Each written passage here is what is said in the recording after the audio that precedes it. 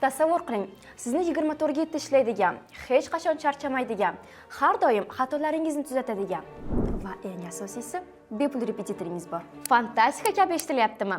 Lekin bu haqiqat. Bugun men sizga sun'iy intellekt yordamida rus tilini qanday o'rganish va har bir mashg'ulotni qiziqarli qilishni ko'rsataman. Keling, tan olaylik. Ko'pchilik rus tilini boshlaydi va tashlab yuboradi.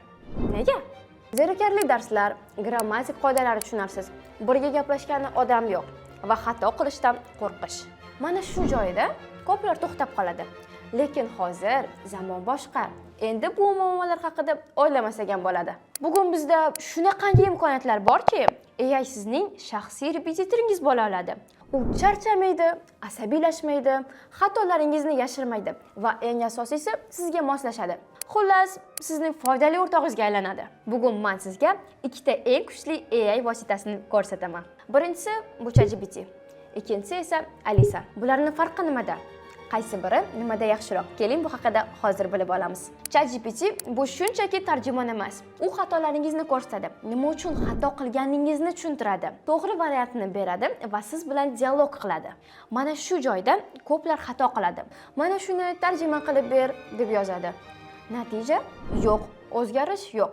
Nima qilish kerak unda? Uni siri nimada? Bu yerda hech qanaqa sirning o'zi yo'q. Biz shunchaki ChatGPT ga to'g'ri prompt berishimiz kerak. Masalan, menga shuni tarjima qilib berni o'rniga o'zingiz bilganingizcha tarjima qilib tashlang va undan so'rang. Menga shu gapimni xatosini topib ber. Nima uchun xato qilganman va to'g'ri variant qanaqa bo'ladi deb so'rang. Aytgancha, eng kuchli promptni opisaniyada qoldirdik.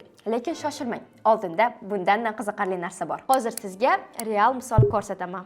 Birinchi bo'lib opisaniyadagi promptni kopировать qilib ChatGPT ga yuklaymiz. Keling, hozir siz bilan rod mavzusini o'rganib ko'ramiz. Menga rod mavzusini tushuntirib ber.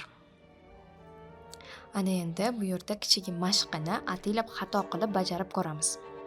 ChatGPT qayerda xato qilayotganimizni ko'rsatadi va to'g'rilashni ham o'rgatadi. Alisa gapirish va talaffuz uchun super. Agar siz men rus tilini tushunaman, lekin gapira olmayman desiz, Alisa aynan siz uchun. Alisa bu ovozli AI. Uni zo'r tomoni, u sizning xatolaringizni tuzatadi. Siz shunchaki shunday deysiz: "Давай поговорим по-русски. Только исправляй мои ошибки." Va tamom, suhbat boshlanadi. Siz boshlaysiz, gaplashasiz, xato qilasiz, xatoingizni darrovda tuzatasiz. Bu xuddi jonli repetitor bilan mashq qilganidek, faqat uyda bepul va stressiz.